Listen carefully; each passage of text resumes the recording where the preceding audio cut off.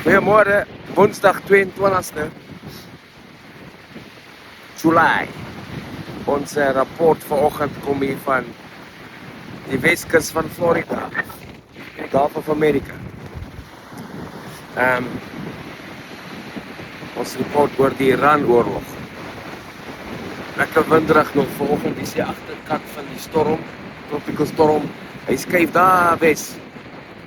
Ons gaan nog net so 'n bietjie reën kry vanoggend en dan die res van die dag maar winderig wees en dan hier môre gaan alles weer normaal wees.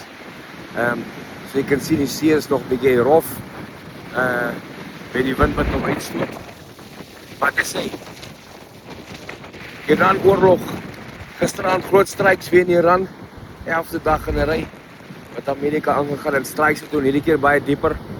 En ek jou sê die volgende groot teiken wat getref gaan word, wat hulle gaan ref is Peak Mountain. Daar op daai berg, die Iraniërs het vir hulle centrifuges daar ingeskuif. Dit groot vlotte daar. Dit is daar ingeskuif. Wat hulle kon. So, jy gaan nie noodwendig met die bunkerbusters tot onder in daai plekke inkom nie. Maar wat jy moet doen is jy moet die grotte se entrance collapse. So, ek sal nie verbaas wees as jy binne die volgende paar dae massive strikes op baie berg gaan sien. Weer groot bunkerbuster bomme gebruik. So die B2's bullets behoort in plek te kom, B-52's, B-1's. Al die vliegtuie sal deelneem aan 'n groot strike op baie plek. So intussen gaan hulle maar voort om die laaste bietjie oorblywende wapenstelsels of missiele wat Iran het, maar aan mekaar te vernietig.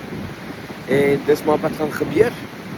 In die volgende paar dae sien Iran se counter-strikes, hulle missiele wat hulle so in die buurlande inskiet, word al hoe kleiner en kleiner en kleiner.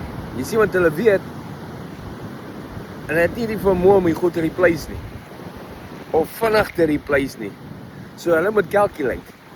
As hulle sê net maar 100 missiele oor het, dan weet hulle kan vir 10 dae 10 missiele per dag skiet, dan is hulle klaar. So en ek dink met al hulle propaganda en bullcrap wat hulle vir die wêreld versprei, hoop hulle Amerika stop die oorlog voor hulle uit en hulle goed uit hardloop. Want hulle is vinnig besig om uit te hardloop. Uit die laaste klomp uit. Nou, hulle kan nog 'n hele klompie hê. Ek weet nie hoe presies hoeveel nie, wat in daai grotte weggesteek is, maar dit raak al hoe moeiliker en moeiliker. Want elke keer as hulle op 'n plek, 'n nuwe plek en 'n nuwe grot uitkom en goed lanseer, dan word hulle opgetel en dan gaan daai plek gemerk word. So, is voor te berei vir 'n groot stryk. Volgende paar dae. Ek vermoed binne die volgende week gaan ons massive strikes in Iran sien. Groter as wat normaaldag is, groter as wat die laaste 11 dae gebeur. So, dis maar die stand van sake nou. Ons kyk lekker daar by die see daar agter. Ja, oor dis reguit suid. Daai kant toe is suidwes. So as jy daai kant toe kyk, dis wat gaan jy in die rigting van Alabama en Georgia en Alabama en Louisiana en Texas. Daai kant toe Florida loop daai kant toe af ook. En dan so aan die kant die water is Cuba. So dis so hierdie is die Gulf of America. Mense vra my hoekom is dit net so warm hier soos daar waar ek bly? Is net so warm hier. Dis Florida, is altyd warm hier so. En humid, my maat is baie vog in die lug. Okay, dis dan vir nou. Check julle later.